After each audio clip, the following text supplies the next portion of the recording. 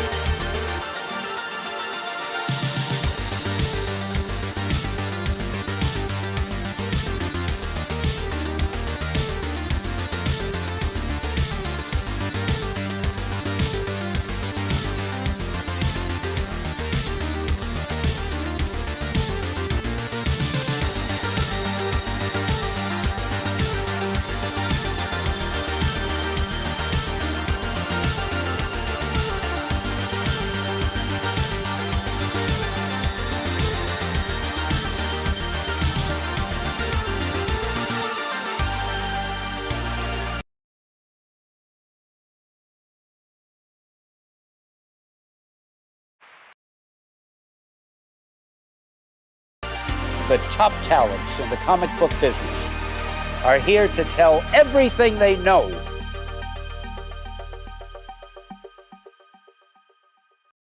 Ladies and gentlemen, welcome to another Industry of Comics episode every Tuesday night here live on Beyond Wednesdays.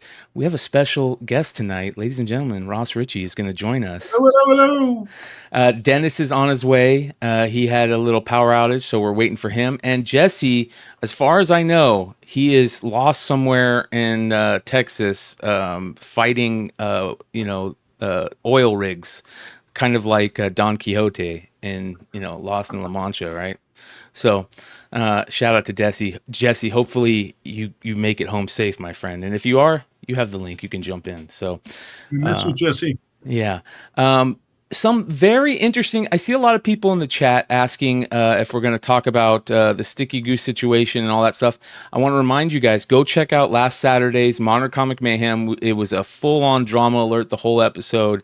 We definitely talked about it there, and I'm sure we're going to talk about it again coming up this Saturday. But speaking of drama alert, one of the things that we kind of touched on on Saturday's drama alert, just a tad, because we knew we were going to talk about it more here, was the Roy Thomas situation, which we're going to really deep dive in on this because it's very interesting to me on multiple different levels. And of course, I being a collector, the reason I started the show is so I could hear from the industry side of things and how they feel on this. And I mean, who better to get on the show than a former publisher who just stepped away from the industry? And I actually had Disney, and Disney was invested in Boom because Fox bought a piece of Boom, and then Disney bought Fox. And we're talking about Disney here. And of course, I published Disney, Pixar, and the Muppets, and Mickey and Donald. It's very interesting how that thing works. Disney owns Buffy the Vampire Slayer now, by the way. Don't forget.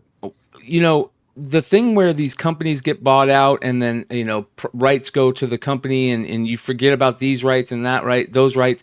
It's very interesting how that, kind of thing happens, because we just saw that happen in a big way in the collecting world with PSA now getting into the comic book world, right? And PSA, Golden Auctions, a real big card collecting group, now getting involved in the comic book world. And because PSA was bought out and now eBay has Golden, and all these weird things are happening, we have PSA getting into the comic grading world. Did you happen to see the PSA cases at San Diego, Ross?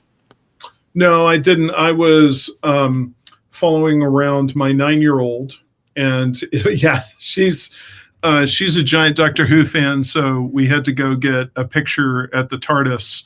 Then she rediscovered her love of Calico Critters, and it's the first time they were setting up at San Diego. Wow. And so I basically, if you were looking for me at San Diego, I was standing in a Calico Critters line behind a 9-year-old.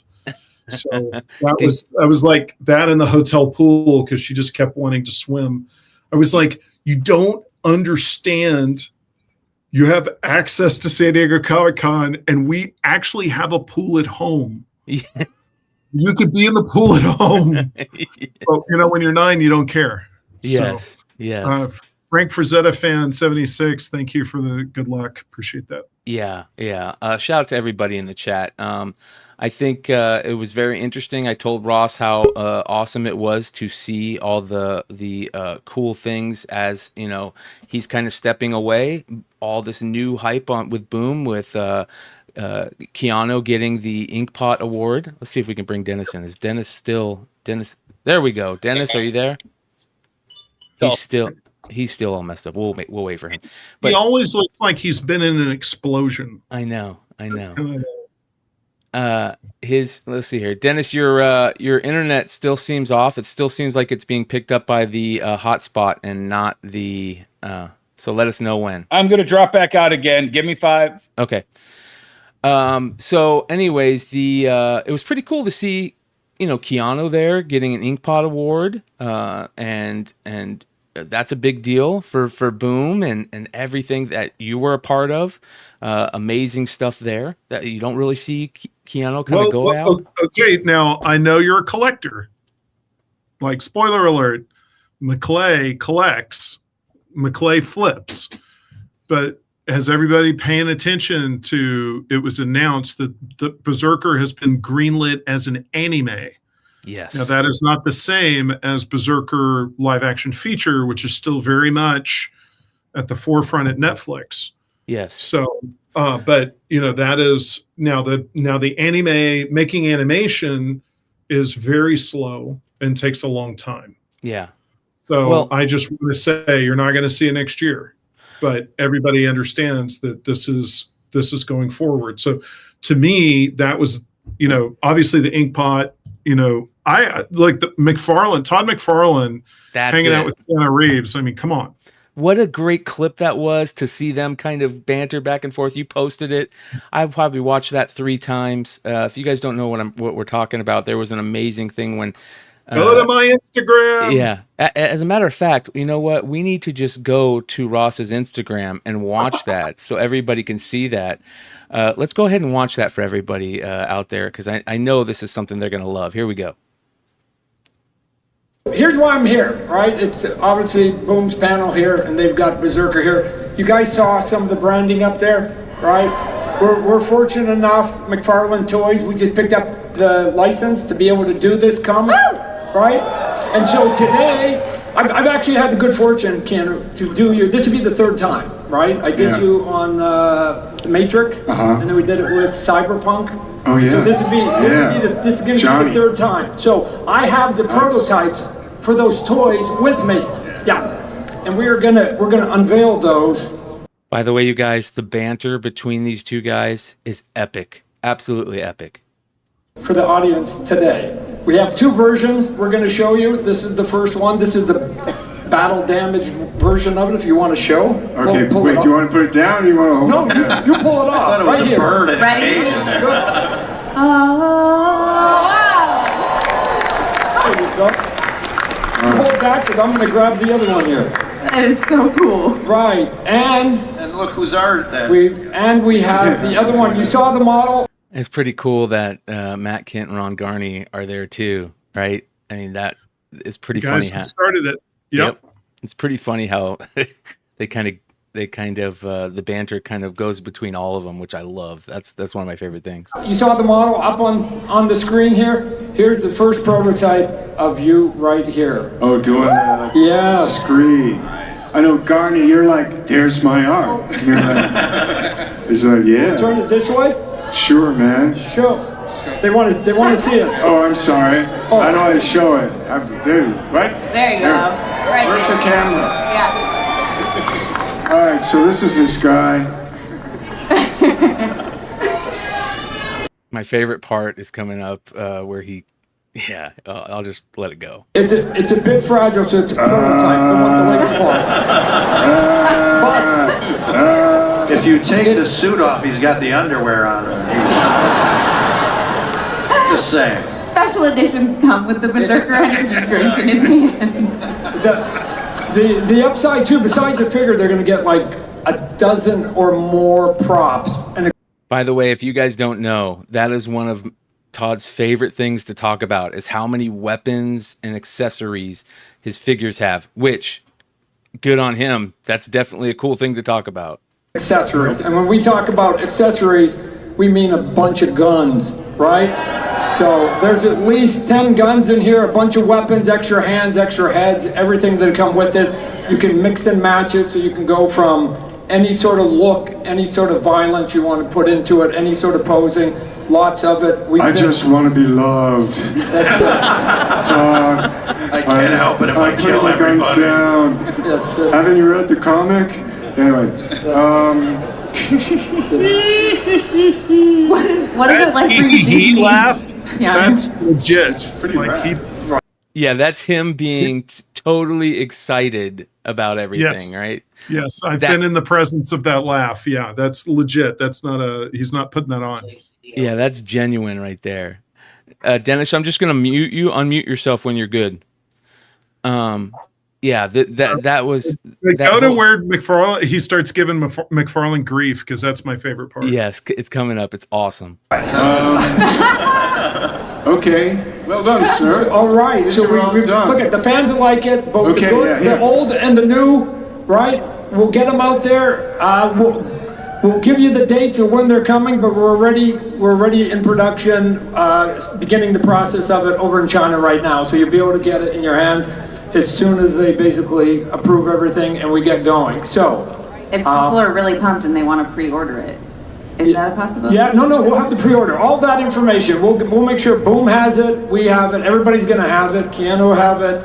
We're gonna get him a case so he can give it to everybody on the block. You've got to sign this. But that's it. No. Wait, you gotta get McFarlane on here.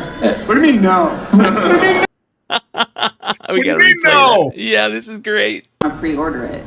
Is that a possibility? Yeah, no, we'll have to pre-order all that information. We'll make sure Boom has it, we have it, everybody's gonna have it, Keanu will have it. We're gonna get him a case so he can give it to everybody on the block. You've got to sign this. But that's it. No. Wait, you gotta get McFarlane on here. What do you mean no? What do you mean no? I don't know. I don't know if I approve of this. Yeah. I don't know.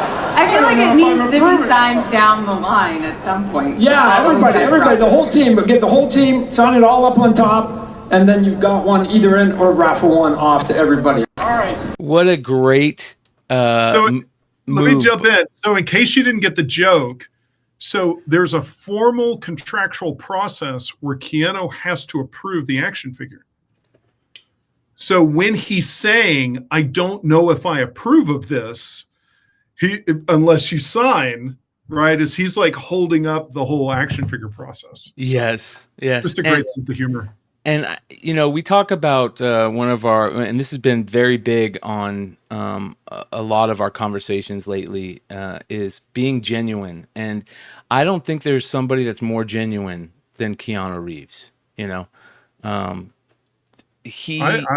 found that to be true in person. Yes. He is absolutely amazing. So, Dennis, can you hear us okay? I can hear you guys perfect. Am I freezing up at all on your end? No. Oh yeah. But as long as we can hear you, okay. I think we'll be okay until your hotspot or your regular Wi-Fi takes over. So, because you're still on your hotspot, I believe. Okay. But yeah, I'm on my son's hotspot, which is apparently better. Okay. So we kind of talked, we opened up, and obviously we've been kind of talking about San Diego, but one of the things when we got back from San Diego that, really hit the forefront was the Roy Thomas creator rights saga that's kind of been going on, and I feel like it's kind of hitting its head right now. For those of you guys out there that don't know, a few months ago, we were talking on the show about a CGC witnessing situation. And basically what happened is there was a presser on the internet, a very famous presser on IG, that pointed out that you can, and this was, by the way, this was before CGC decided to do the JSA deal and everything. So this presser pointed out that if you had a book, Hulk 181, that was signed by Ramita, Herb Trimp, and Lin Wein, you could get that book and pressed again and break it from the slab, send it into CGC to add Roy Thomas to it, and by doing so, you would continue to get that yellow label, and it would give you the opportunity to repress a book to maybe get a higher grade. Now, he was looking at it from a pressing standpoint and, keeping the yellow label, but to me, that made me go, whoa, hold on, wait a second. What is, all of a sudden now we're adding Roy Thomas to the creator list of people that could sign the book. And CGC did that. Now, I don't know what was first. I don't know if there was something that came down from Marvel or, Well, go ahead, Dennis. The movie. Brian, well, obviously, but let me just say ahead of all of that, there's not one person who's ever complained that their 181 was signed by Stan Lee. And from everything I know, Stan barely even knew the book. You know what I'm saying? Say that again. Yes, we lost you. His name is on the. Stan barely knew the book. Okay. Yeah, exactly. So nobody has ever complained about Stan. That's basically what I wanted to say. So Roy being the editor of that book, it doesn't invalidate it. I think where I have a cross to bear on this is kind of what Roy has. Oh, we're losing him. Dennis, you're going to have to figure out your Wi-Fi because we are losing you, which is interesting. But it's like every fourth word we catch.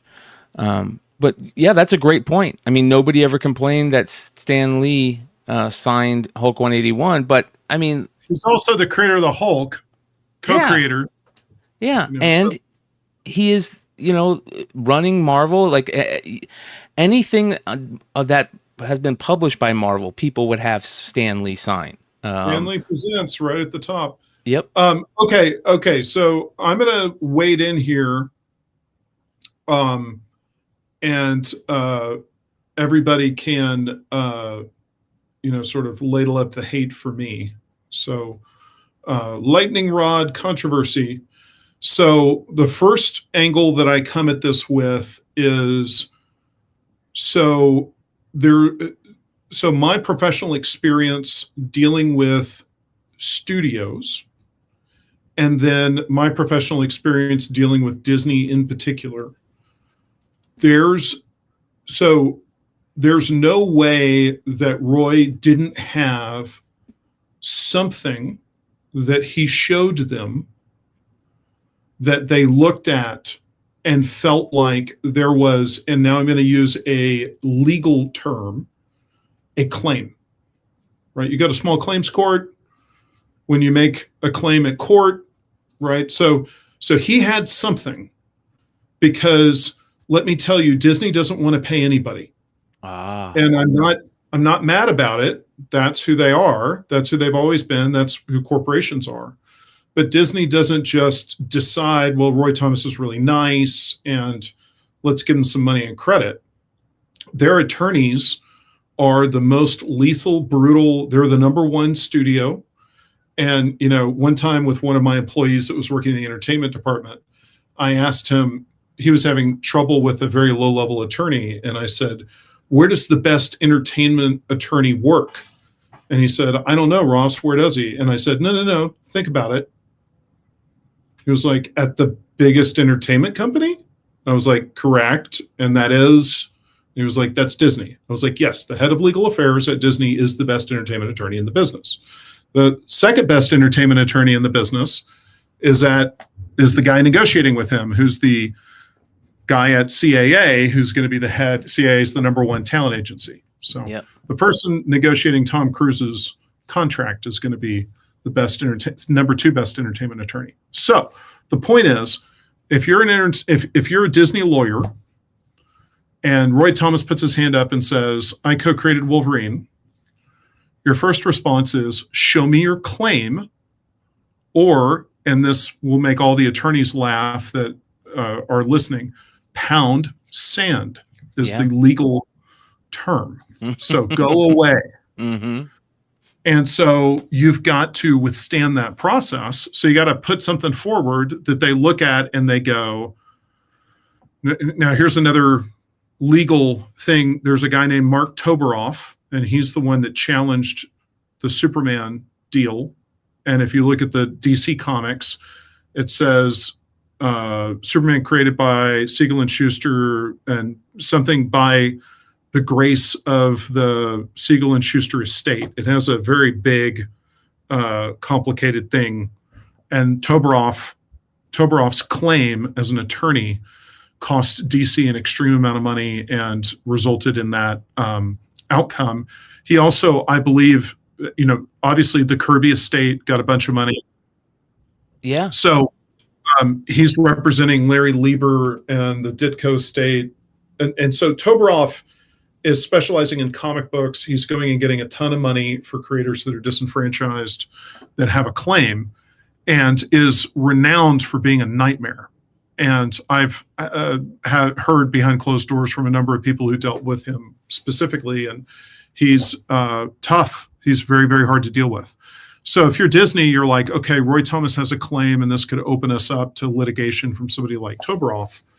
And they're gonna make an offer. They're gonna say, here's some money, here's a credit. Does this get it done? And obviously, the timing of Roy's claim, look, I have no idea if it has anything to do with people passing away. Obviously, Lynn died recently, but I'll tell you, it has everything to do with Disney being the one putting out a Wolverine movie. Yes. If you remember, previously the Wolverine movies were put out by Fox.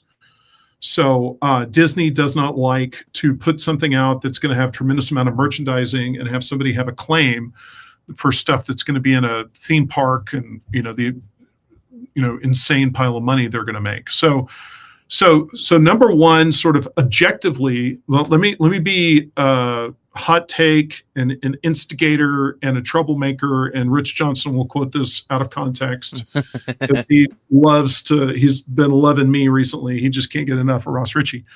But it doesn't, at the end of the day, Disney is not going to give somebody money and credit if there was not a credible claim put forward that they felt legally didn't expose them to the possibility of going to court and having to face a jury and a judgment and all those things. So to a certain degree, what we think kind of doesn't matter. Yeah. Right. And I'm not saying we don't have a right to feel things. I'm not saying we don't have a right to have our opinions. But at the end of the day, this is a legal issue. So Roy didn't just roll out of bed and, bat his eyes at Disney and they felt sorry for him and they threw him a bone. So that's sort of the real business talk that's behind this. Now, the thing that I would say, obviously, when you talk about editors make contributions to series all the time, they are substantial and they help in character creation. There's no question. What we all know is in the 1970s that the paperwork at Marvel was terrible. And so I guarantee you that there was no contract that stipulated that Roy's contributions were work made for hire for Marvel. I bet you that's where the legal loophole lies. Okay. So industry standard is you give freely. Now, all of those things being said, what I would say personally, my opinion is, and I'm speaking as Ross Ritchie, so McClay, let's say you came to me with an idea and you said, I've got this cool character and he's called the Twilight Warrior. Okay. And I said to you, that's a cool name, but what you should do is you should call him Batman. And if you called him Batman, I would feel emotionally like I had a pretty big role in creating that, even if I was serving in an editorial capacity. Yes. Yeah. Oh, of course. Naming a character is powerful. And I would argue this, I don't know. I know nothing. I wasn't there. I haven't talked to Roy. I don't know anybody involved. I'm some dude, right? So what do I know? Okay. And you guys could argue with me at the end of this. I could say I'm wrong, right? But from the accounts that Roy gives, what I see is he started the process with the character is named Wolverine and blah, blah, blah. But I don't care about Canadian. I don't care about he's a wild man. I don't care about it. To me, I focus on Wolverine. So he's named Wolverine and here, go do this. Yeah. Now, if that's true, he's initiated a process. And, theoretically, if you have issues with that, and now this is like Mark Wade bait. So, but it's similar to how Stan co-created Spider-Man, which if you go back and you look at Stan's principal claims, they are creating the name Spider-Man and initiating a process to create it. And Kirby brought in a radically different approach that Stan threw out. Yeah. And how much Ditko created is unclear. But the point is that sort of, it doesn't surprise me that Stan's protege, right? Stan's like, when you talk about creation of Spider-Man, he's like, I created the name and I said, we're going to do this. Yep. Right. And it's like Roy going, I created the name and I said, we're going to do this. Yes. Right. And so that's just what it looks like to me.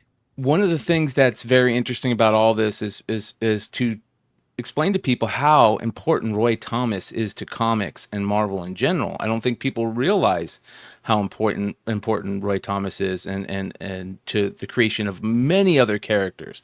So absolutely, that's the other interesting thing to me. Like it's not like he was hurting for creators credit. Like he felt like, he needed, I don't know, maybe he did, but it seems to me like, a guy that's created so many other characters and been so instrumental in Marvel Comics in general, didn't need any of the extra credit. And I disagree with that. And with love and respect, when you look at his other creations, Iron Fist had a TV show, Ghost Riders had a couple movies, and I don't have everything in front of me. That's clearly a long list, but nothing compares to Wolverine. Yeah. And if I was 82 and I made the name Wolverine and there was a credible claim when I was talking to my attorney, like, I would have like my manager go, well, I think you co-created that. And I'd be like, well, let's talk to an attorney and find out. And then I hop on a Zoom for an hour and the attorney's like, yeah, you got a claim. Like, let's put this in front of Disney. I'd be like, I'm 82, right? Yeah. I got grandkids probably, right? I'm not going to be around in 10 years, probably. Maybe, I hope so, right? But my legacy of like, I co-created Wolverine, that's a lot, that's going to, next 100 years, I mean, that character is going to, I understand copyright is going to run out, but the character is huge. And the character is just, sort of getting started as far as like how big it's going to get. I would love at some point for somebody to do a documentary on this, right? And there's been little documentaries and shows and YouTube shows and channels have kind of keyed in on the whole Siegel and Schuster thing. Of course, Neil Adams, had a big part in that, and they did a documentary about that. Bob Kane and Bill Finger. Bob Kane and Bill Finger is another one, which that they've talked about pretty heavily, and there's been documentaries about that. But this to me is a very interesting because there's so many parts of it, and one of the biggest parts that I find very interesting is this. Foom magazine number 2. Are you familiar with this, Ross? Very. Okay, so for those of you guys out there, this is one of the most amazing stories. We've talked about it happening with the Black Suit Spider-Man. We keyed in on that maybe a year ago, where they had. It's not the same. Is it not the same? Okay. So for those of you guys that don't know, let me just go ahead and show you this. In Foom magazine number 2, they did a thing where basically I think that they were asking for people to like give ideas. I don't know exactly. Do you know exactly what they were asking for, Ross, when they had people write in ideas for characters? Well, the reason I differentiate it with the Black Suit Spider-Man is that Shooter solicited and offered payment. And so that's a very different framework than sort of like, this is fan engagement. This is like, hey, why don't y'all create stuff and send it in? We'll run it in the back of Foom. And you need to understand that Foom was kind of seen as a news, by the way, Friends of Old Marvel is what Foom stands for. And seen as like a sort of a newsletter. So you have to remember that. Yeah, well, at the time, obviously fans were like Paul Levitz, before he went to work for DC, he would walk through the DC offices and there was no solicitation. And so he would get from the editors, oh, this series is going to get canceled. New Gods is getting canceled. Blah, blah, blah, blah. And like it was all. So basically Marvel was like, we'll do it ourselves. They subcontracted it to Steranko. And so at the end of the day, this is fan engagement. This is much more like fanfic. Yes. Whereas like the Black Suit Spider-Man was, Jim Shooter was like, I have a check for you, redesign Spider-Man. If I pick it, I will pay you and it will be official Marvel lore. Yeah. It was all very straightforward. Yeah. Where this is just, I think this is cool. I think this is a coincidence. The other thing you need to remember is professionals of this time, if you were a writer or an artist, next to your drawing board, you had a list of names. You had a list of ideas. You had character designs that you'd never used before.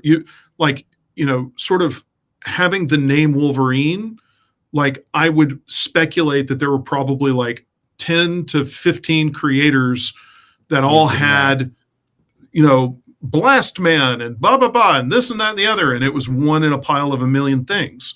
I think it's different when Roy is like, let's create this character and put him in, Roy like takes the bull by the horns, initiates the process. Yes. Whereas like this is just a cool, it's like a fan sending a thing in. I feel that this is much more coincidental. I have no reason to think that. I know nothing. This is just my opinion. Yeah. And this is basically what happened. In Foom Magazine 1, Marvel announced a contest to create a new hero or villain with the winning submission to be chosen by Stan Lee. At some later date, the winning character was to appear in a Marvel comic, where it was to receive recognition in the form of a full-page splash page with the name of its creator. It was also explained that all characters submitted become a property of Marvel Comics. Marvel printed dozens of characters throughout the next few issues of Foom, and Andy Olsen's Wolverine was one of the runners-up. I think visually it looks more like the Guardian from Alpha Flight is what this website writer wrote. But there you go. I mean, they were very, very litigious in saying that all characters submitted are property of Marvel, right? But you're right. They didn't pay him for this. Standard. Industry standard, you can't single out Marvel for that. That had been the standard since the 30s. Yes.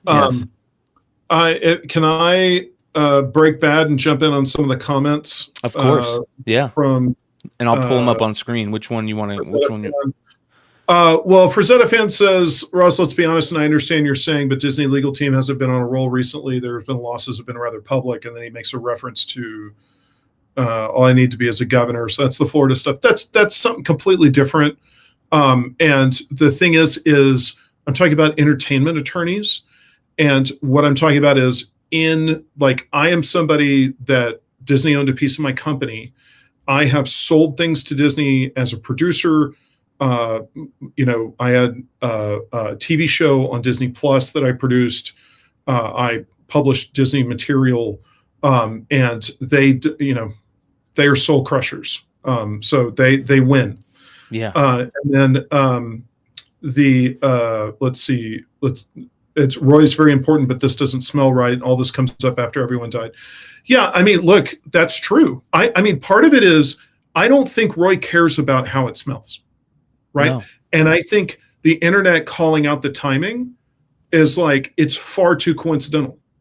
Right. So I'm not saying no to any of that.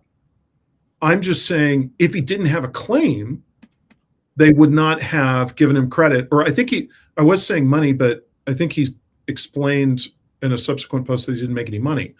But like, they're not going to hand him a credit without, they don't just hand out credits. Yeah. He's going to have a claim. So, and I think it doesn't smell right, and he's getting his backlash. But I mean, the other part of it is like let me be a complete jerk here for a second, okay? Everyone is going to say this is terrible, and they're going to. That's my job on this show, Ross. Yes, and you are going to send your 181 in to get Roy to sign it because Herb is no longer with us, and Lynn is no longer with us, and Stan is no longer with us. Yeah, and you're going to get that book, and I know that you hate CGC. You'll get CBCS to grade it, and you will go flip it and make money. Yeah. And so what does Roy care? Yeah. Right. So, and at the end of the day, it's like, if I'm 82 and I got kids that are going to college, grandkids that are going to college, if I can get $20, $30, $50, I don't know what he charges, a signature, go do it. Like, go make some money. And if you don't want Roy, you don't acknowledge Roy as the co-creator, don't get him to sign the book. Yes. Well, one of the interesting things that I think is, Brian, let me just say this real quick, though. If you can hear me, and I apologize if I'm breaking up. Hopefully you'll get the sentiment. If there was a out to the creators, and that cut is Herb and everyone else, Len, and everybody. By adding Roy to this, does that make those other 3 creators get a lesser cut because now that's a great question. That's a great question. And is Roy taking food out of those legacies, those families' mouths doing this? We don't have any idea, but one of the other things to notate in all this kerfluffle is that Herb was very clear that he did not co-create Wolverine. Yeah. It's Romita's design. Yeah. And when Herb was alive, he would say, I drew the comic, but I did not create the character. And Herb was pure as the driven snow. Like he was, I think, like a minister. He was like a Christian pastor of some kind. I mean, the guy was the straightest arrow on the planet. And, it's like he's being credited as co-creator. I mean, at the end of the day, I'm just one of those people that I don't believe in the dilution.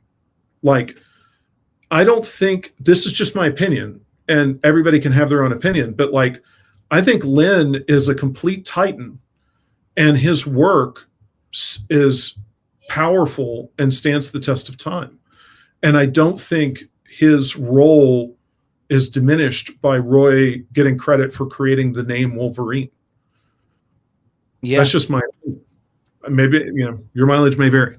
Well, the thing that I think, and you bring up some really great points, Ross, one being that get your money, right? Like these guys deserve whatever money they can get for creating these characters and for being a part of Marvel at the time. If Roy can do it, you got, especially he's what, almost 90 years old, I want to say. He's 85. Like he's not young. Yeah, he's not young. That's one. So I agree with that. It's the same thing where we talked about Jim Lee, what he was charging for commissions, and I agree with that too. I mean, if people are going to go sell his commissions for more money than he's charging, he should up his commission rate. And go get your money, brother. Go get your money. Yeah. And for Zeta fan, I agree with you. I think you say I don't like this. I'm like, I get it. Yeah. I'm not asking anybody to like it. Yeah, it's just and that's the truth of the matter. And the second thing that you brought up was how it probably was, like you said, it sounds more feasible that it was the attorneys at Marvel that said, hey, he has a valid claim and we're going to spend a lot of money in court fighting this, rather than just throwing him an offer and saying, hey, we'll give you this, and then they don't have to deal with that anymore. No entertainment company wants to put that name on a screen and open themselves up to liability without pro quo. Yes, absolutely. The notion that Roy could just whine and they would roll over is ridiculous. Yep. Well, so that all happened a few months back, okay? And, we kind of talked about it, how Roy was being given creator credit. Now, over the last week, the Hollywood Reporter did a article on Wolverine, Deadpool Wolverine, and they talked to Roy Thomas. And I think this is what was the match that set off the whole blaze, right? Roy says, I'm particularly grateful to Marvel Entertainment for seeing the virtue of my position of some months ago that, building on the less formalized credits in 2017's Logan, Lin Wein, John Romita, and I all deserved official co-creator status on Deadpool and Wolverine, just as the two creators of Deadpool have enjoyed. Sure, I feel strongly that my name should have come first, not last, in the Wolverine grouping, since Wolverine character was my concept on which Len and others built. But hey, being listed last never hurt Oliver Hardy, Lou Costello, Jerry Lewis, and Paul McCartney, right? That to me was it right there. Him saying that. And notice he pairs himself with Jack Kirby. Yes. Don't miss that, right? That's very specific.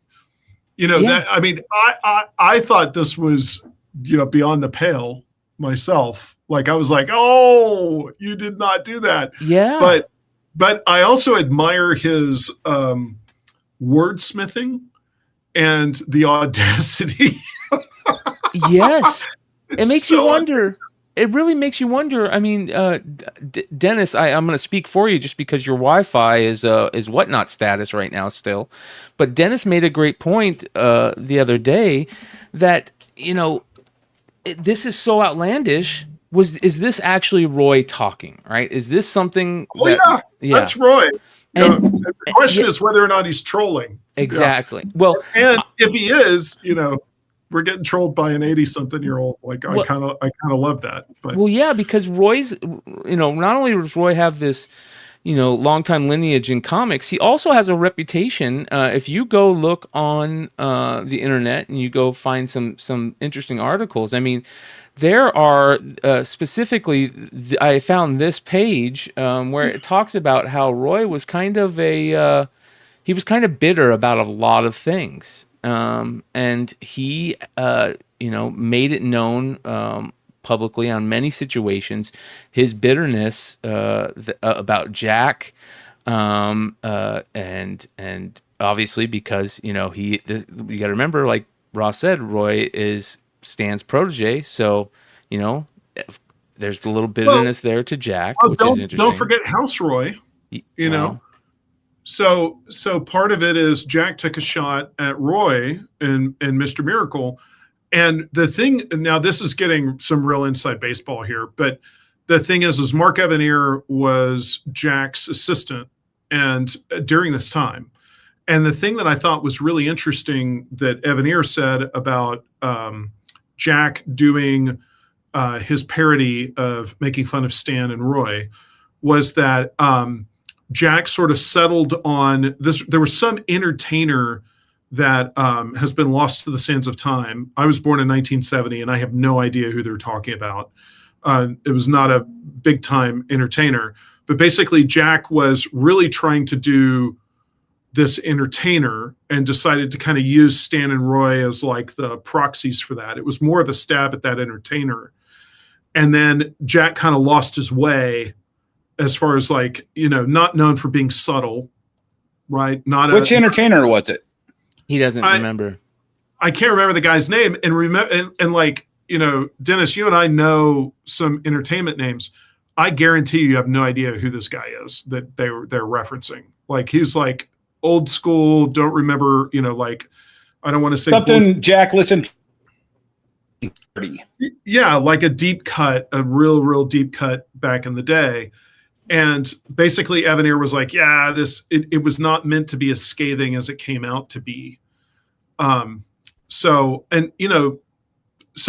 look, Roy has been bitter in print, and that's consistent. And one of the things I would caution all of you is that there are a lot of creators that are very acidic behind closed doors, and you have no idea how different people feel like different people stabbed other people in the back or took opportunities away, or they should have gotten that assignment. There's a lot. It is unsurprising to me, Roy's viewpoint, and it's consistent. Like when I was a young pup, I started at Malibu Comics. In '93, I kind of walked in a doe in the woods and was utterly shocked at behind closed doors how the creators were taking shots at each other and other creators. It was amazing. Yeah. Like that's what we say. It'd be nice to be a fly mention on the the wall. names. I won't mention the names, but back in the 70s Marvel, one creator borrowed money from another creator and hadn't paid him back yet. So the creator sent a leg break because this story is legendary. And then another creator stole another creator's wife or girlfriend and turned him into her wife. That was rampant. They were brutal. That was rampant. The stealing a guy's girlfriend. Oh yeah. Clayton Crane, the early years. Hey Dennis, check to see if your router and your Wi-Fi is back up and running. You might just have to switch over. It's still shit, dude. I don't know what's going on. Yeah, because the power might have surged the Wi-Fi. Well, you're like pausing every couple of seconds, so we can't really hear you, unfortunately. If you want, try jumping in on your phone instead of your. That might work better. Jumping in on your phone like you did that one day. Okay, so the interesting part about all this, like I said, is the Hollywood Reporter stuff, and it set it off like we were talking about. And one of the things that he said, he goes, the four of us, because he's talking about the creation, and he goes, I'm especially pleased that just as I have important to them to do at every opportunity I have ever had, Marvel decided to add the name of Herb Trimp to the mix, taking John Romita's 2-figure concept sketch and turning it into a 20-page story and superhero battle in The Incredible Hulk 181 was every bit as important as Len taking my original requirements as to name, nationality, small stature, fierce disposition, and turning out that first story inventively adding the Weapon X complex. Wolverine being a mutant, and the notion that his Romita-devised claws were made of adamantium, a little metal I tossed into the earlier Avengers comics. He's basically saying he did it all. It's no. Look what he's doing. He's saying that Romita created the claws, and that Lynn took these things that I gave to him. The way that he breaks out the sort of the team sport of it is what he's using, right? As like, here's what I did, here's what they did to, make his case. Yes. And so, that's his right. He got his name on it, like he can do those things. We also are free to read it and snicker and feel like he's being a jerk. Yeah. Which is what I do when I read it. I'm like, this guy's, it's a little much, but like, look, it's like a lot. I mean, you just got to sit here and think, like, if you were in that position, let's presume that all these things were true. Like, we don't know if they are, right? We have no visibility. Okay. But if you were the editor-in-chief of Marvel and you came up with the name Wolverine and you said, I don't care about the Canadian stuff. Like, if he would have been just as big a hit if he came from Tennessee, or Texas or whatever, whatever. Yeah.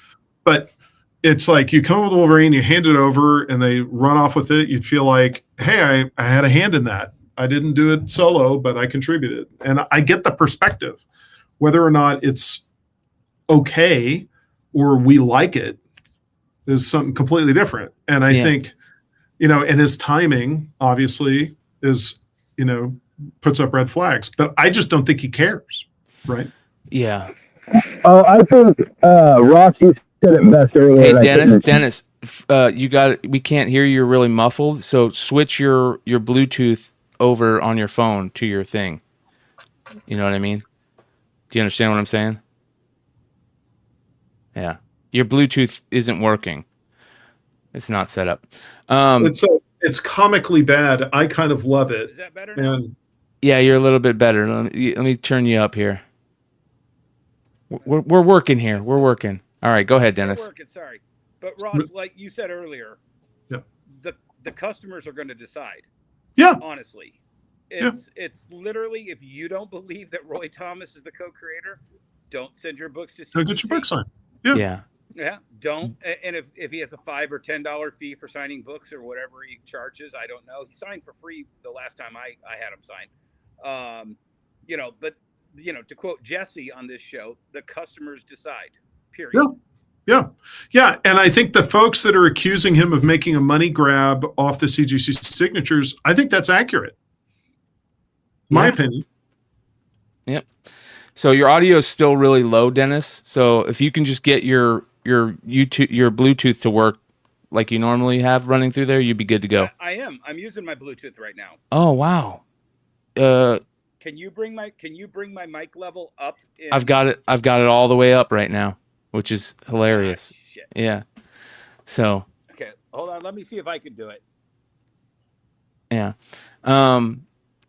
The other interesting part is after this all happened, the amount of creators that talked about it on social media blew me away. And you brought up Rich Johnson, who is, he is on this like flies on shit, right? I mean, he is just immediately it's there. his job. It's his job, right? yes, 100%.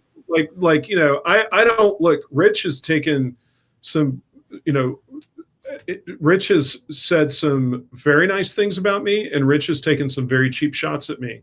But at the end of the day, his job is to run that website. So I don't hate him. It's his job to stir it up and create situations. But let me just jump in here about Rob. I love Rob. Yes. I love that podcast.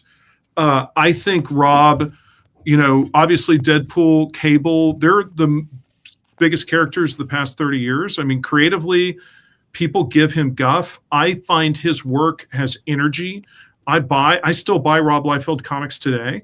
Yep. But one of the things that you need to factor into at bear with Rob right here is Rob says that he created Cable solo without Louise Simonson, who scripted there's this whole sort of who created Cable. And Louise believes that there was a character, Commander X, that turned into Cable that she contributed to, and Bob Harris was the editor in the middle of it. But the point is Rob defending Rob with Cable is like this other person came in and is claiming co-creator. Now, Marvel officially recognizes that Louise and Rob co-created it, right? So they kind of stay Switzerland, right? But Rob considers Cable as his sole creation. Yeah. I'm not here to say whether he's right or wrong. I honestly don't care. But at the end of the day, I like Louise and I like Rob. But him jumping in, ironic, pointing a finger at somebody who's doing a credit grab in his perspective, right? There's sort of, he's very opinionated about this, right? Yes. Yeah. So him defending against Roy could be seen as him defending like him against Louise on Cable.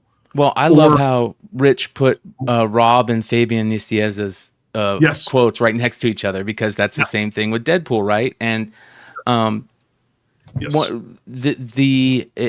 there is some irony there for sure that has been seen and noticed by quite a few.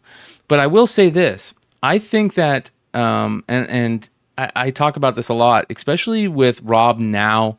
He's got his podcast, and kind of like what he's kind of evolved into is a lot different than Rob, 15 years ago. I think that he's kind of, I know the piss and vinegar is still there, but I think that also there's a big part of him that's kind of like, it's kind of toned down a little bit. And this comment was absolutely amazing from him, because if you listen to his podcast, he's been very open about how, yes, he knows what's going on with Roy Thomas and the creator credit thing, and he'll talk about it at some point. Well, this was the some point. And he says, for 49 years, I can say I was friends with the Wolverine creators, Lynn Wein and Herb Trimp. We met and admired one another I met and admired another one of the Wolverine creator chain, John Romita Sr. They all passed away, no longer with us. At this point, I have to believe that the counsel being given to the former EIC is terribly compromised, whoever that may be. In my honest opinion, someone should have thrown themselves in front of this article before it was sent. And Ross, you said something similar. You were like, what? Oh, I agree. Yes, I agree. And that to me is such a big statement. And if you look at a lot of these rest of these statements, they kind of go along with that case. Like there's somebody else that is giving Roy suggestions or saying, hey, do this, don't do that, that maybe he shouldn't be taking suggestions from. But I always like let's say there's a Mephistophelian Svengali at work here. So Roy wasn't born yesterday. Roy's a big boy. He's made lots of public pronouncements. He's written a million things. He's no stranger to controversy. You got to hold him responsible. He wrote the article. It wasn't an interview. He wrote it. Himself. Wow. Yeah. That Hollywood Reporter thing, that's not an interview. He wrote that document. That is amazing, and that is something that I didn't realize. That is unreal. Yeah. Yeah, there's an intro, but look at the top. Yeah, It's Roy like, Thomas. Let's see here. this is the context. The italics is the editor, and then the editor who basically hired Roy to write By this. Do you Roy see it says, Thomas. "By Roy Look at that. Thomas"? Yeah. Yeah. So Yep. Roy's accountable for his actions here. Yes. Yes. And maybe he's been given bad advice, and that's credible, right? But at the end of the day, you're an adult, and you wrote the article. Yeah. Yeah. So, That to me is, but that also brings up, that's a very interesting thing to bring up, that because we saw that unfortunately in the last years of Stan Lee, right? I mean, a lot of people, there was people, mentioning under their breath that maybe there were some people that were, running Stan's, putting Stan in these situations that he shouldn't be in. And we heard that a lot. And let's be honest, Stan maybe shouldn't have been assigning as many books as he was towards the end of his life. And, there was some bad situations that he was put in because of those, people in professional friendships, that type of thing. It looked terrible. There's no question. But I'll tell you, the Stan Lee that I worked with, when I did 3 series with Stan Lee, you could not tell him to do a damn thing that he did not want to do. Like he was not a wallflower. That guy was like brimming with confidence, absolutely knew what, you cannot sweet talk him. Yeah. Well, that's good to know, because it really felt like at the end of his life that he was being sweet talked by a manager or somebody there. And there was some things that happened. Dennis, you're super. Yeah, your audio's fucked, man. You got Cloverfield over there, Dennis. Yeah. See if your internet is back up. Is your internet back up? It's a Blair Witch project. I know. If you can just figure out your audio. Well, there he goes. So look, I the other thing I think with Stan is he knew that he didn't have forever. And, the word was he was trying to sign as much stuff to generate as much income for his family. And that goes back to the CGC signings. Yeah, absolutely. And the thing is at the end of the day, should a caretaker have said, Stan, I understand that you want to go to local Comic-Con, you want to go to Bakersfield, you want to go to San Francisco, wherever, and sign a bunch of books and make as much money as you want to leave behind for your family. I get it. You want to pay for somebody's college, but no, you need to stay home. Yeah. You're tired. You've been running around too much. You can't do this like you used to do it. You can't do 3 days at the show. Maybe you do 2 hours, whatever. Yes. So obviously that should have happened with Stan. So, but Stan get pretty cranky on you, man. Stan tell you to go stick it. So, and I think that with the creators looking at the situation, to me, that's where I always look, right? We had the whole AI thing that's going on that people are talking about with Colin Kaepernick and all this stuff. And the first thing that I want to do in this situation is I want to see what peers are saying, right? That's always what I want to look at. And I look at what the peers are saying, and that gives me a little bit more idea about what's really going on. And his peers, are the majority of the people that talk about this are not happy about it. And that's, to me, that is a big deal. Okay, so I disagree. Okay. So like look. Josh Adams is Neil's son, and no doubt spent a lot of time with Roy. Roy and Neil worked together. I don't really care what Josh Adams thinks. He was just a kid, right?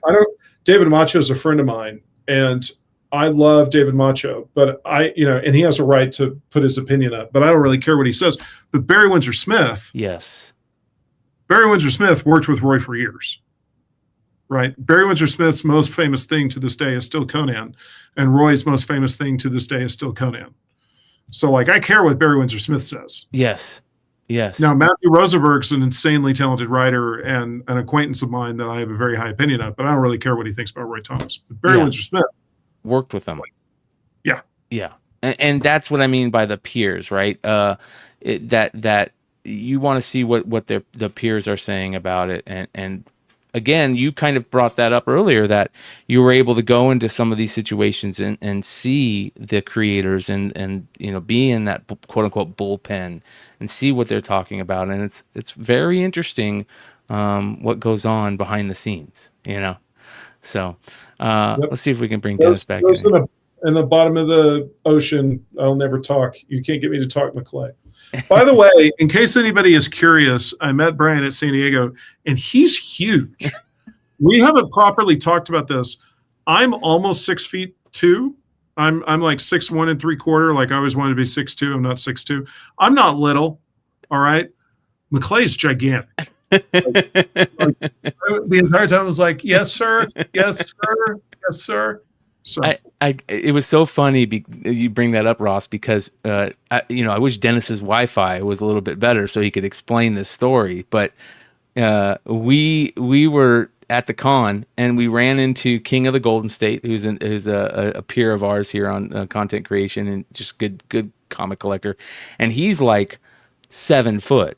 And then you have co-host on the channel, Big Leg. Sean Leggett. Oh, you're much better now, Dennis. It looks like, which is good. So, but Big Leg is taller than me. So Dennis goes, hold on here, and he puts us all in order. And I wish we got a picture of that. I really do wish we had a picture of that. Y'all need to start a league. This is like, you've never made such small dollars as the Comic Book Collectors Wrestling League. Yeah. But I would pay for it. So. Yes. All right. So, Dennis, do you have any thoughts that you I just wanted to chime in on the Stan Lee thing. Yeah. Real quick, because I was out with Sequential Geek making bowl haircut jokes about Roy Thomas. Respect Sequential Geek. Go ahead, Dennis. The one thing, I had Stan at my 2010 convention, and I got to meet him several other times after that, because once you kind of have a relationship with Stan, you can call and do other stuff. And this was when Joni was still alive, and Joni was going through surgery at the time during my convention. And he was calling Joni every second, like every break he had, he was calling Joni to make sure she was good. And the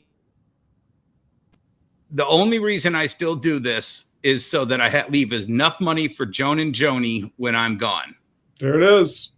And the fans are giving it to me now, so I can give it to Joan and Joni afterward. And he made that. I never questioned whether Stan was working too hard.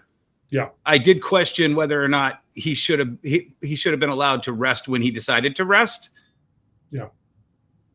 But for every show that he wanted to do, he did it for Joan and Joni. And when Joni was gone, it was all for Joni. Yep.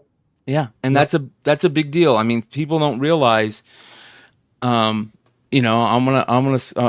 have Ross here, and I'm gonna bring this into Ross's world. People don't realize how you get to a certain age and how much more important your family becomes to you, right?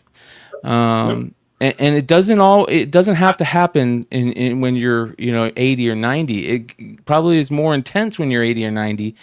But yeah, I mean, you get to a certain point and you realize, okay, what's important to me? My career. Yeah. My career, my family, my legacy, everything that you've talked about, and the family part, to me, is so important. And especially in the world we live in right now, where that family unit, that family bond has really taken a hit. And you have these old school guys, Roy Thomas, right? 90, almost 90 years old, grew up in a time when that was an important thing. And he knows how important it is. And like you said, I don't care, what bad things you can say. If somebody's saying, hey, I'm doing this for my family, it's all out the window at that point. Yeah. So, so you get there at the end. You gotta take care of them. I'm loving the in the chat. I've been trying to get Barry Windsor Smith to come hit the convention circuit for over a decade, and just nobody can get him to do it. So Yeah. There is a really good interview with him on YouTube promoting Monster, and it's with Brian Hibbs, Comics Experience. So search Comics COMIX Experience, Brian Hibbs, Barry Windsor Smith, Monster, and you'll see it's like an hour and a half interview. It was amazing. All sorts of core Barry Windsor Smith lore revealed there. One of my favorites. Good dude. I worked with him at Malibu. We got along really well. Do you want a Barry Windsor Smith story? I do. Yes. Yes. Okay. All right. So, so Barry. So I was a marketing guy, and we had fax back then, and I was supposed to interview Barry, and I sent him a bunch. Fax machine is like a screen capture that comes across a telephone and uses a printer. Thank you, Ross. Thank you. Yes, you take your sheet of paper, you construct it on a computer, you print it out, then you send it through the telephone, and then it gets reconstituted as a sheet of paper on the other end. So I asked him Malibu marketing questions because I was working on the Ultraverse for Rune. And he sent me back the most sarcastic, scathing. It was pretty awesome. If I had less thick skin, I would have been dismayed because there were no answers that I could run in the promotional material. Why did you agree to do Rune? And Barry's response was, for the large non-recoupable check. So that was just one of like the 10 answers that were all sarcastic. And so, and then he had this seal at the top that was like an old British seal, and it said BWS.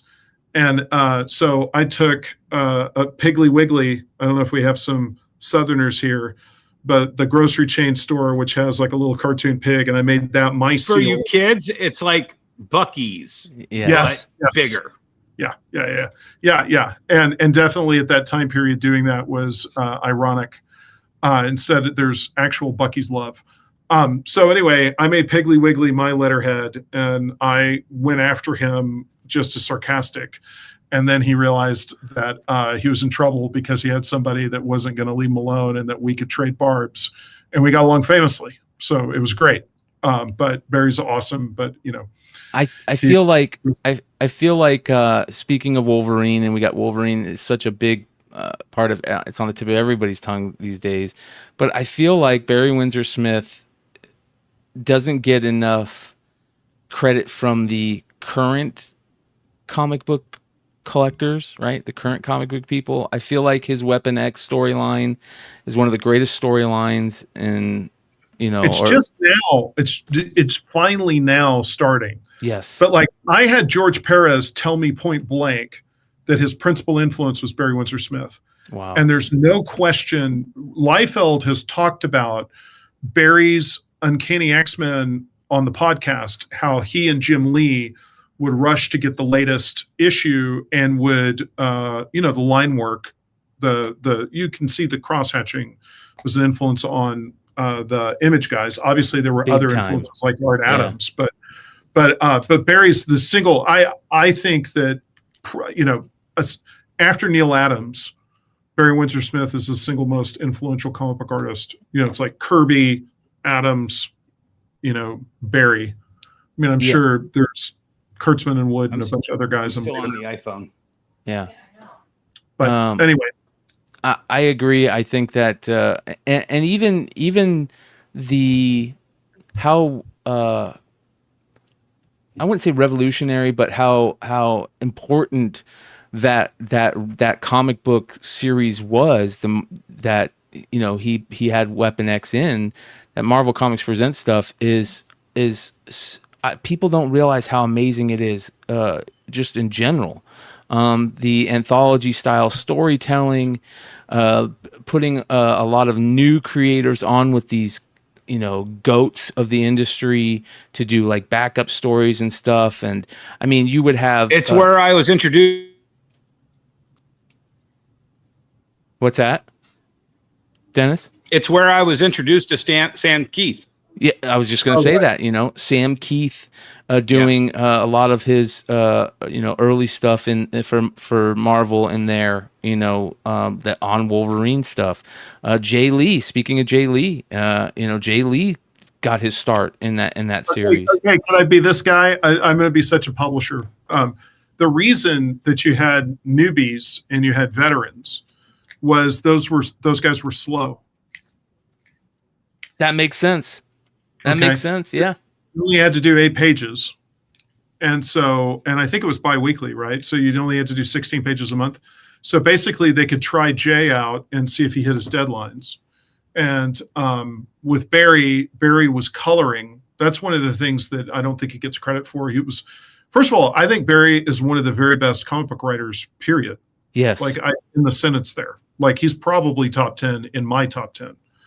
And then on top of it, as a colorist, he's utterly mind-blowing. And if you put him next to the other comics that were on the stands as a colorist, he's arguably it'd be like him and Lynn Varley are the only people that I think were really crushing it. And so to be that good of an artist, that good of a writer, and that good of a colorist, all three. So anyway, his work took time, which is why they put him on Marvel Comics Presents. Yeah, I mean, perfect example. This is Burt Blevins doing covers on it, a Wolverine cover. This just came up, like this series. You had these amazing stories, but then you had these little stories that can be farmed for characters that Donny Cates did a great job of farming characters. Who's writing Blood Hunt right now? I'm spacing Jed on McKay.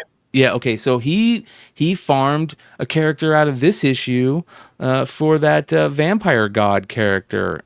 And a lot of people, a lot of newer comic book creators grew up on this series, are farming these characters from it. And I find that so fascinating. It makes me want to go and just read all of the Marvel Comics Presents stuff all over again.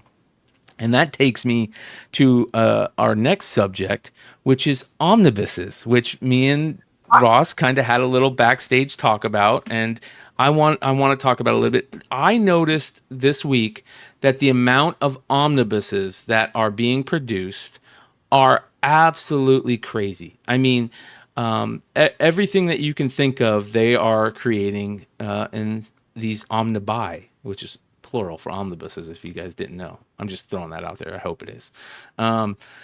The stories, instead of just doing like X-Men, Volume 1, X-Men Volume 2, X-Men Volume 3, now they're doing all the X-Men cosmic stuff. Anytime the X-Men went into space, they're putting into an omnibus. Weird stuff like that. One of the ones that me and Ross talked about was they're doing one called Marvel May of 65, I think it is. And that's all the books that came out in May of 1965, right? Which, again, hits that nostalgic button on a lot of us. Sign me up. Yep. And it's fascinating that, okay, here we are talking about Marvel Comics Presents, and instantly in my head, I'm like, I need to go find the omnibuses from Marvel Comics Presents. But what's surprising to me is how omnibuses are seen in the publisher's eyes. And Ross, I don't know if you want to talk about this, but you kind of explained how they are seen in the publisher's eyes, and if you could kind of talk a little bit about that. By the way, really quick to answer the chat, Lord of Brooklyn, you should do a Google search, Barry Windsor Smith, Bernie Wrightson, and then the words "the studio," because they were studio mates in the 70s and friends and very close. So, so the thing you need to not forget with publishing is price point, format. Omnibuy are expensive, and they are short print run. When they sell out, especially on the Marvel side. And so you don't carry inventory, so you don't get taxed on your inventory. And so if you're in a situation where you have a revenue gap, you sit around in the conference room and you go, okay, what do we have that's in the backlist that we can collect We don't have to ask permission. We don't have to license anything. We can put it on the whiteboard right now, and it's on the schedule. And little Jimmy in the corner can put together an omnibus. It doesn't require an editor that has to call Frank Miller, right? It's like you press a button and you make an omnibus. And so if you see the omnibus, but Marvel did put some money into a few of them because they recolored the New Mutants omnibus, if you remember. And there's a few of them where they've gone back and digitally touched up the coloring. Okay, so I'm not meaning to insinuate that they are I'm not calling into question the financial commitment. The thing that you need to remember about them fixing the colors on something is they're fixing their permanent back catalog. And so, for instance, like the Marvel app was a way for them to digitize their files. Yes. Right. So, they could move from stats, if you remember back in the old days, and whatever film that they were using, digitizing them through the app. And so coloring or recoloring things, you shouldn't look at as like a cost center. They need to have coloring that they're happy with in the permanent record that they can reprint from now until the end of time, either digitally or in omnibuy or in trades.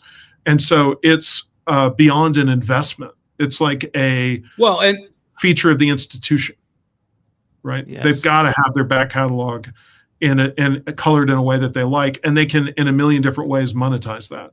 And so when they're looking at recoloring something, they don't even worry about that cost center because it could be used and reused in so many different ways. Yeah. It's nothing. Yeah. Let me ask you this question as a former publisher. You enjoyed saying that. I enjoyed listening to it. I did. I think I may be the first person to get to say that to you. I think you did. Yeah, that's right. Yeah. The cost, whatever it may be, is still a risk because it relies on, it has several other factors, but are the retailers who squeezing that big of a price point out of is quite difficult. And some publishers take to things like Kickstarter that are good. Our good friend Robert Kirkman just experienced that it's easier to go straight to the public for these omnibuy than it is to rely on the retailers and your Amazon orders to make that a profitable venture. Am I wrong? Look, the reason I liked going, let me back up. So projects like the ones we're discussing right now, hardcovers that are expensive, are ordered lightly by the direct market, okay, and Amazon. Amazon expects you to take a position in inventory, so they expect you to print and then put them in your warehouse. Marvel doesn't carry inventory. They don't like doing that. So they are going to greenlight something knowing that. And that's why the price point is so high. Because the content, the creation of the content it's virtually free. So they're going to sit there and go, this is $75, this is $150, because they know they're going to sell 1,000 or 2,000. They're going to sell a very small number. And they have done all the math and they know how many units they're going to sell.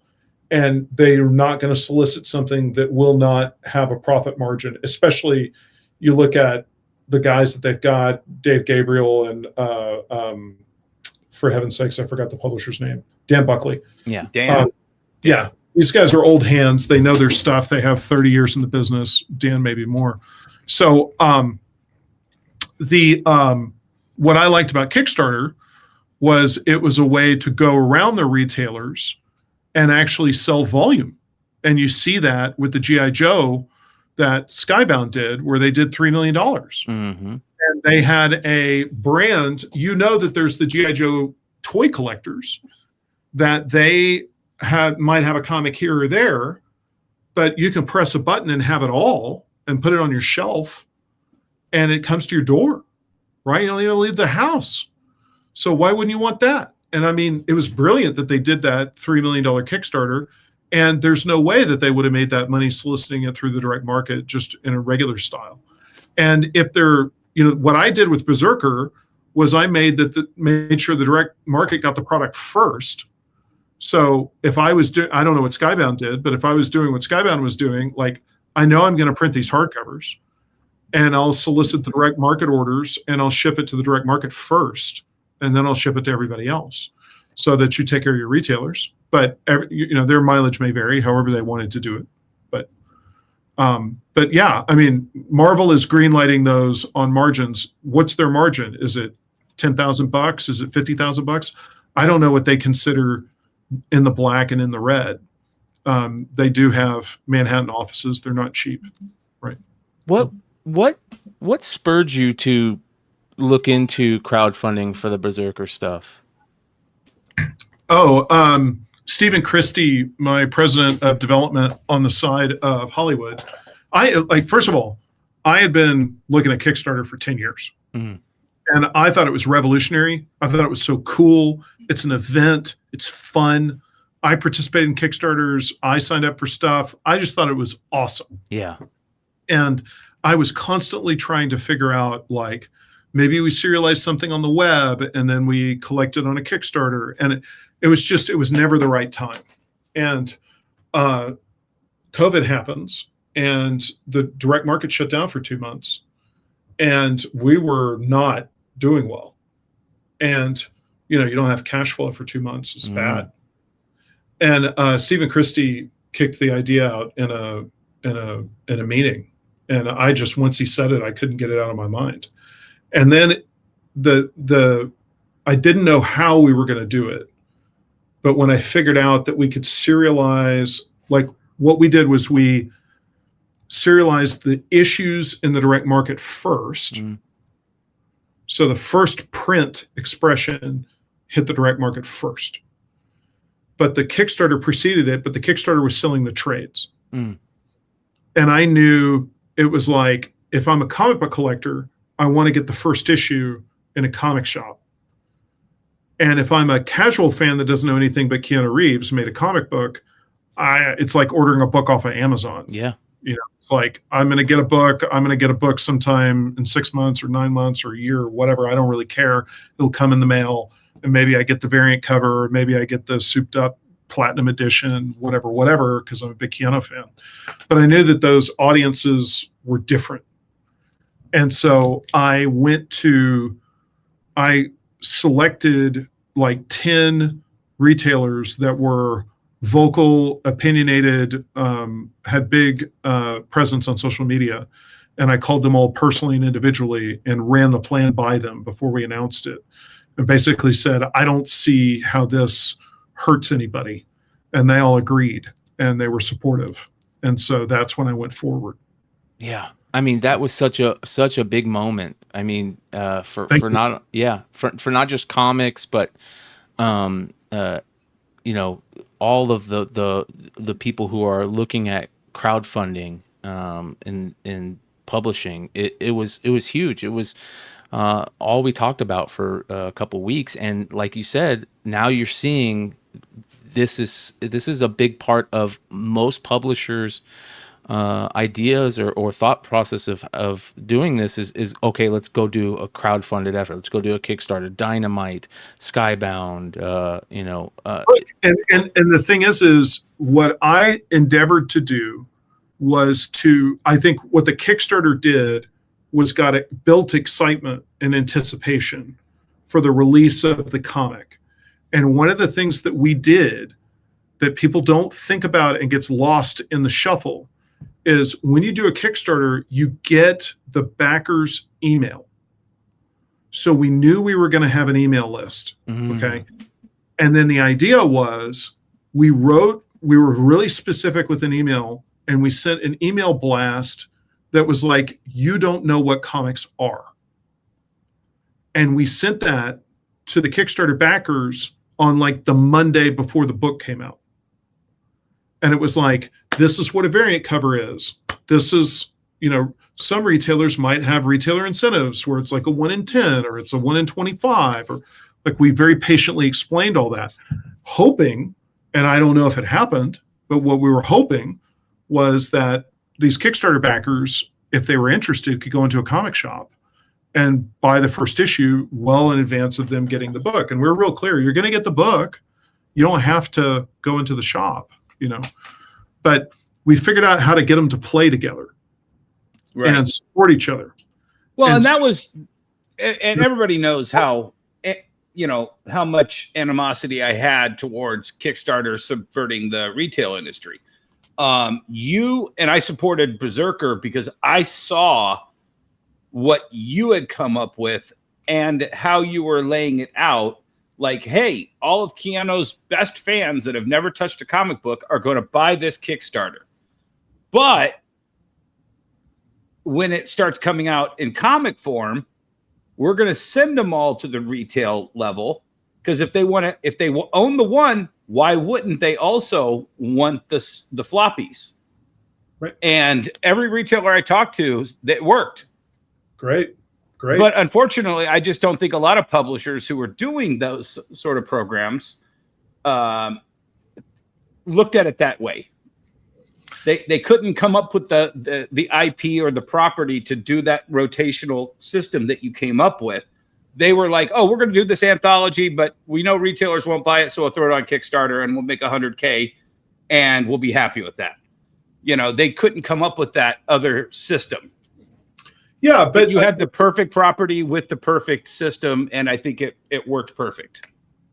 Yeah, and thank you. And we had a Mighty Morphin Power Rangers omnibuses, and we went and did that with them as well, and did almost as much as the Berserker.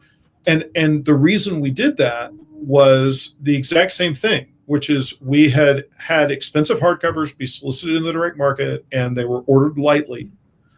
And we had these fans that would show up at cons or show up on our web store. And they were Mighty Morphin Power Rangers fans that would show up later because they were really action figure fans or fans of the TV show. Right.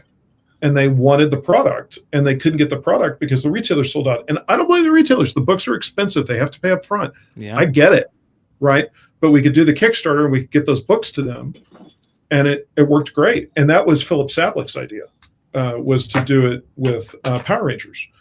And so, I get as publishers, it's very frustrating to have a product that you really believe in, like the Power Rangers omnibuses that are expensive, that there's an audience for, and the retailers do not order them deeply enough. Do I blame the retailers? No. I completely see their perspective. I can argue their perspective, but it's that catch-22. And so, I hope that the Kickstarter system, that you can people can use it. But as a publisher, I get the frustration of like, nobody's going to order this book. I really want to do this book. I really believe in this book. I'm going to do it through Kickstarter and let the chips fall where they may. I get it. It can be frustrating. Yeah. The thing that we just talked a little bit about is how that you said, okay, I still want to get it into the comic book shops.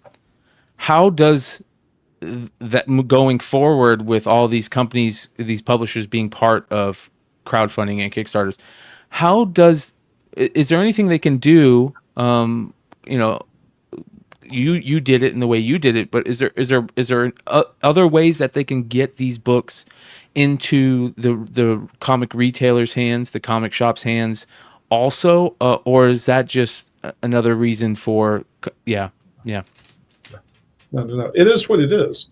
It's the direct market system, and it's we love it, but it has limitations. Well, and it has a hurdle at every level. Yes. You rely on the retailers to place the orders, so that tells you what you need to print. Your overage is going to sit at Diamond. Diamond's going to charge you if it sits there too long. It's that, or you have to lose the money by clearancing it all out to retailers who finally wake up and buy it on sale, and then they dump it. So your next project is in the back issue bins under clearance sections, and then all of a sudden you're like, nobody wants to buy it at the first level because the last one just got clearanced. Yep. And it's a cycle. What if one of the things that I've seen and heard about recently is that you're going to have to give me some Tylenol, but go ahead. I know.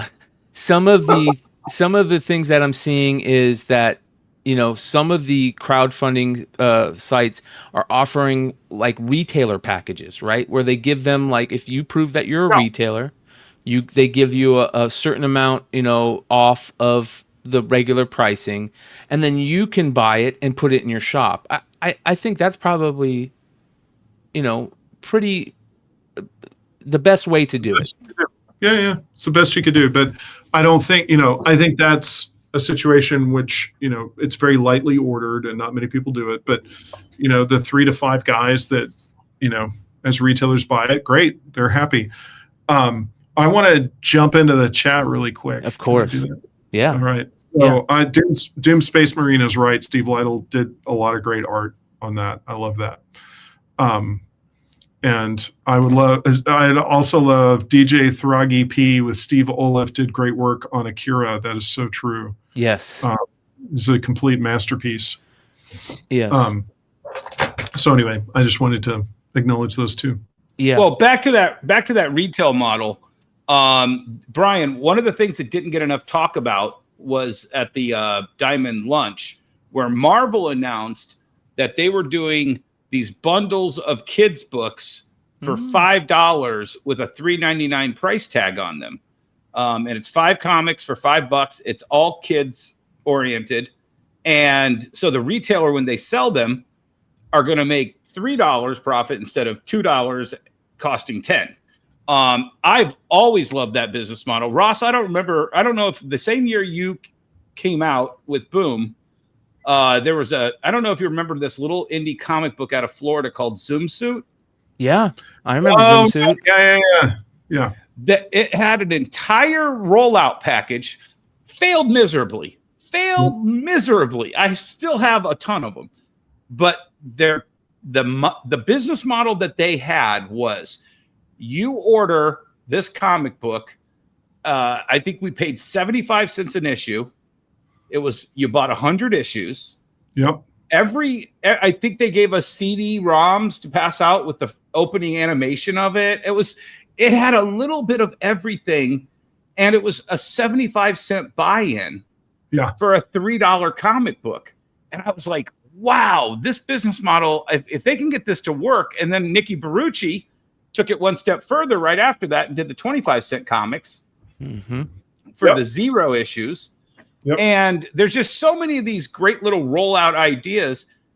And now, as the economy is slowly creeping one way or the other, and you know, you start seeing these ideas pop back up from the past, and it makes you wonder, you know, have we tried all these ideas properly, or should we keep trying them? Because I think those business models are out there still.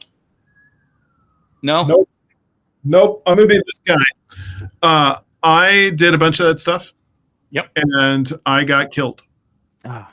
And the conclusion that I came to is that when you, there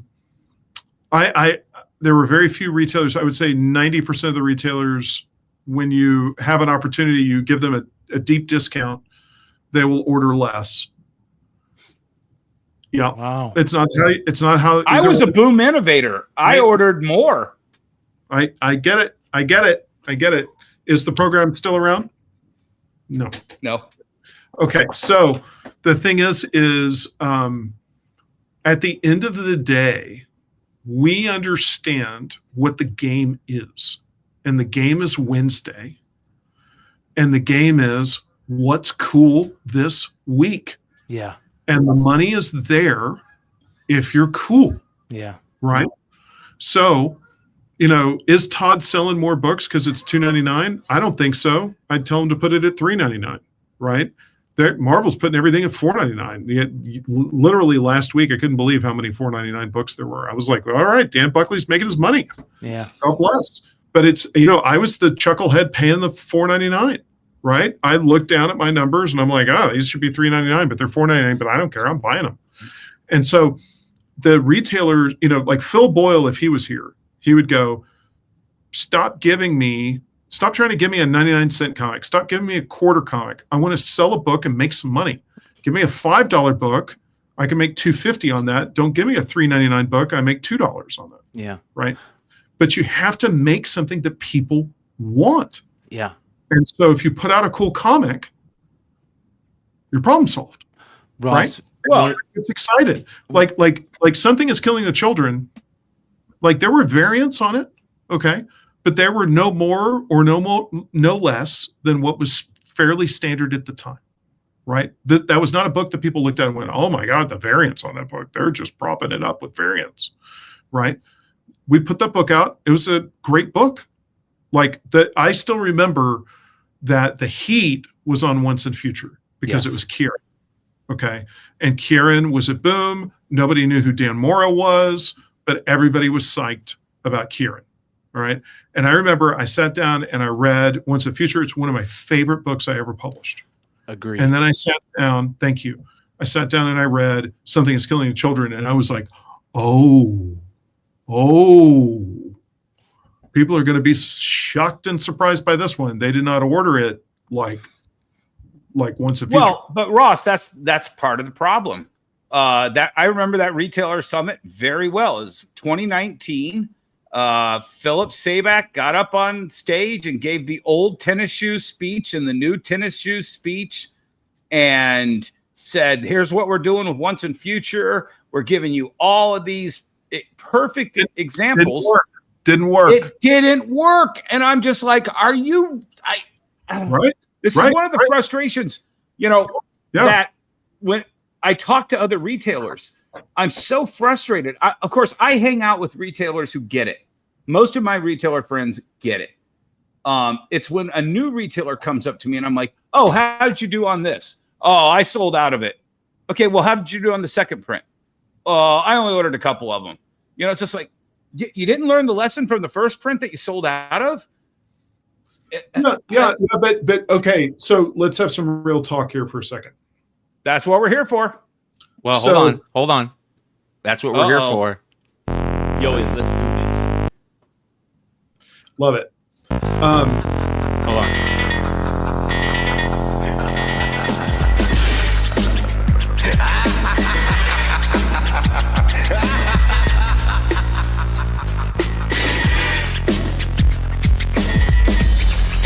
Most valuable commodity I know of is information. Wouldn't you agree? All right, now we're back. Unfiltered. So the vast majority of retailers are not entrepreneurial. And what I'm saying by that is I'm not saying that they're not business owners. I'm not saying that they didn't have a vision.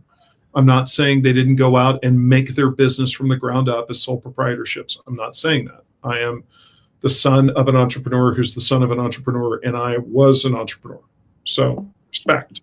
What I'm saying is they don't look at the upcoming releases and create a vision to create excitement in their store for it. They look as the publisher's job to do that. And what they look at is, the old ICV2 index used to be indexed off of Batman, right? And the question was, how many Batman do you sell in your store? And how many as a ratio of Batman is this new Marvel going to be? Is it 2x Batman? Is it 3x Batman? Or is it 1/2 Batman? And if you understand that properly, you stay open. But that's not an entrepreneurial vision. Like what you're pitching out is an entrepreneurial vision. You're creating new ideas. You're creating new approaches. You're creating buzz in your store. You're getting behind products. And that's not what the retailer base does. The retailer base goes, they're there for the relationships with their customers. They're there to be there for their customers. And when the new book sells out on Wednesday, like Once a Future and Something is Killing Children did, they expect us to go back to press. And we go back to press. And we go back to press again and again and again and again. Yeah, Once a Future had 5 printings? Number 1, yeah. Yeah. But to me, that's 4 retailer failures. I look at it that way. Right. But and it was fully returnable. Book. but that absolutely helped that book. If they had gauged the demand correctly, and we went only with one printing, it probably wouldn't have created the buzz and excitement. Yeah. People are like, what is this book selling out? This book is selling out. What is this book that's going to a third print? We went to a third print when nobody went to a third print. Mm-hmm. Yeah. I used to go to the retailer summits and that mentality of against Batman.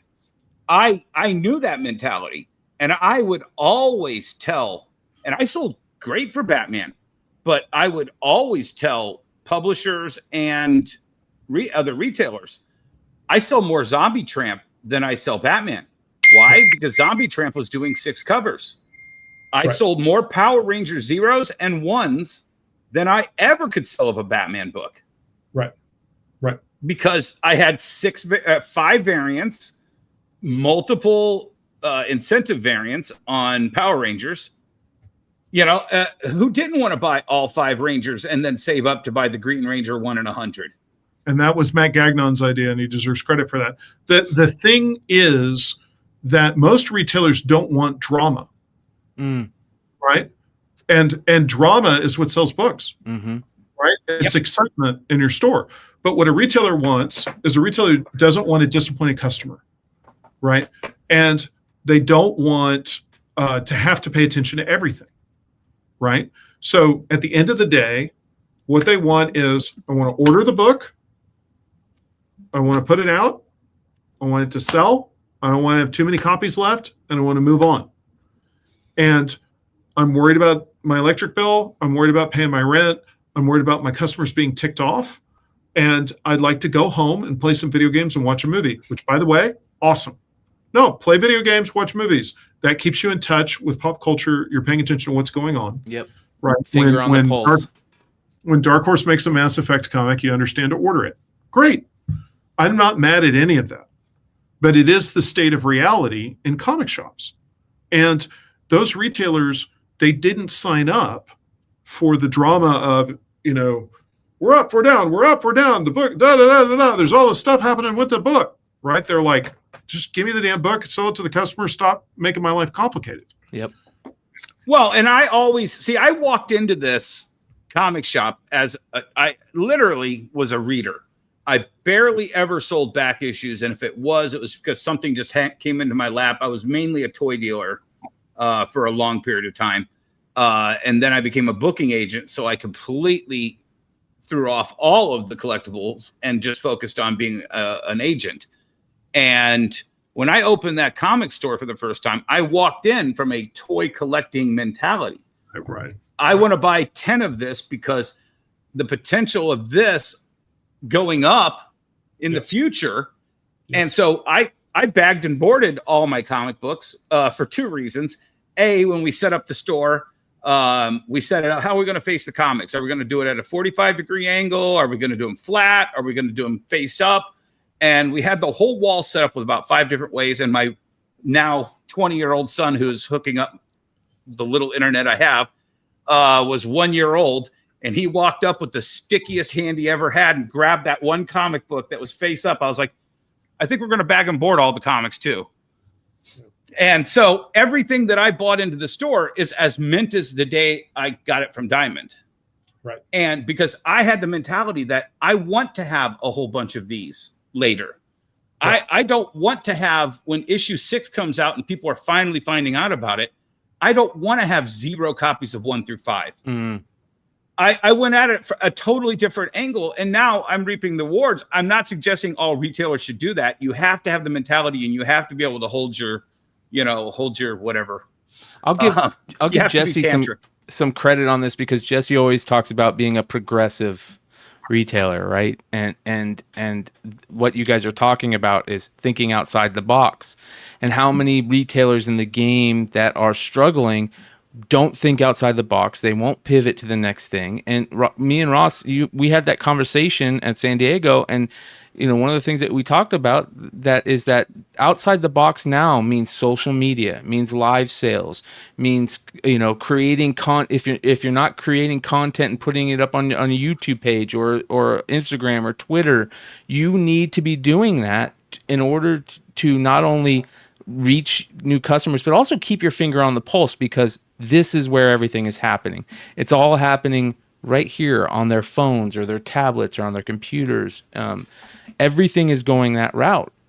And it's very interesting how all that is being played out. We're almost done here, you guys. I want to do one thing before we leave.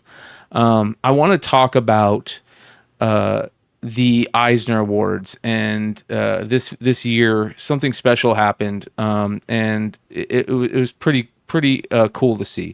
It was really sad that we lost Ed Piskor, but to be able to see this post on social media from his family, of his mother and niece at the Eisner Awards, getting the awards for Ed, it was really cool to see, and I'm really happy that this happened. Here they are showing off the awards at home with some pictures of Ed and stuff. So this was a pretty cool thing, and I just wanted to show everybody that, and again, harken back to that family thing that we were talking about, and how important that is, and ending it off on this. We talk about this a lot. This is Dennis's lessons I learned from Gary Reed, and if you guys, I don't think I've ever shown this to Ross, actually. Yeah, no, I've never seen it. Yeah. So I'll give the audience a little background. I bring it up all the time. Gary Reed passed away, and I was just with him a day and a half before he passed away, and it hit me really hard because I considered him a mentor of mine, and he had kind of taken me and a bunch of other people under his wings.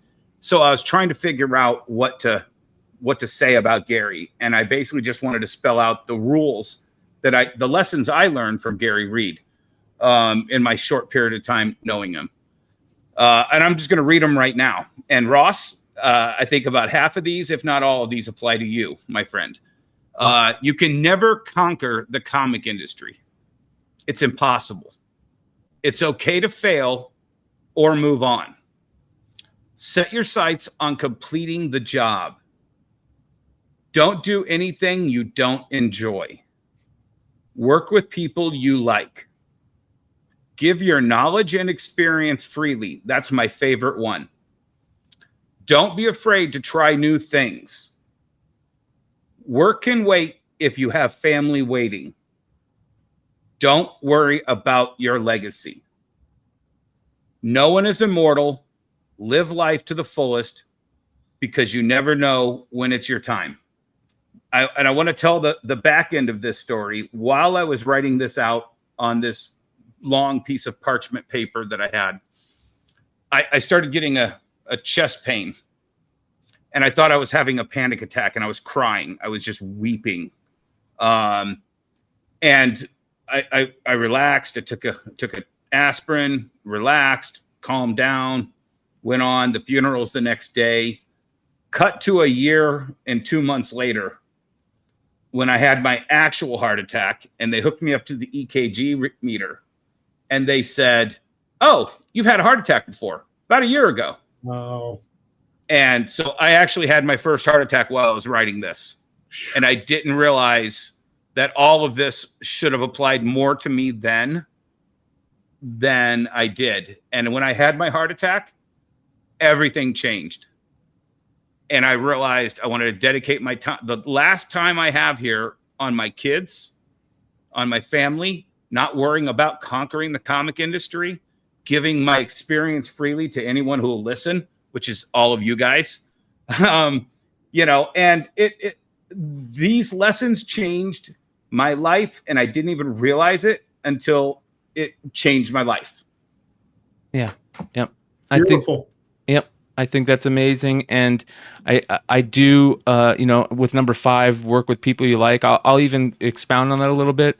One of the things that I've learned within the last 5 years is that. Wait a minute. You had a heart attack and you're smoking? Yes. I gave him the same. Okay, shit. I gave up the 2 packs a day for my cigars. That's the only thing. I gave up liquor, weed. Do I have to go snatch that out of your hand? What are you doing? Stop it. Good Lord. work with people you like, but more importantly, surround yourself with people that you like and love, and spend as much time with those people as you can. And that is what I've done here at Beyond Wednesdays. I've really tried to surround myself with people that I like and love, and that people I consider friends. And Ross and Dennis, thank you so much for you guys coming on tonight and doing the show. Thank you for asking. Yeah. And Ross, you already know there's a seat always available for you, my friend. You're going to have a lot of time, and this is always a place you can come and talk comics. So much love to you guys. Especially when Jesse's on the road. Yes. You tell Jesse I missed him. Yes, and we'll have you back here soon. Everybody else that's out there watching, please hit that thumbs up if you liked what you watched. Subscribe if you enjoyed it, and hang out with us live if you can. If not, drop a comment. Tell us what you love about the channel. Tell us what you don't love about the channel. And I'll see you guys next time. Chat Adios. was fun. Thanks, guys.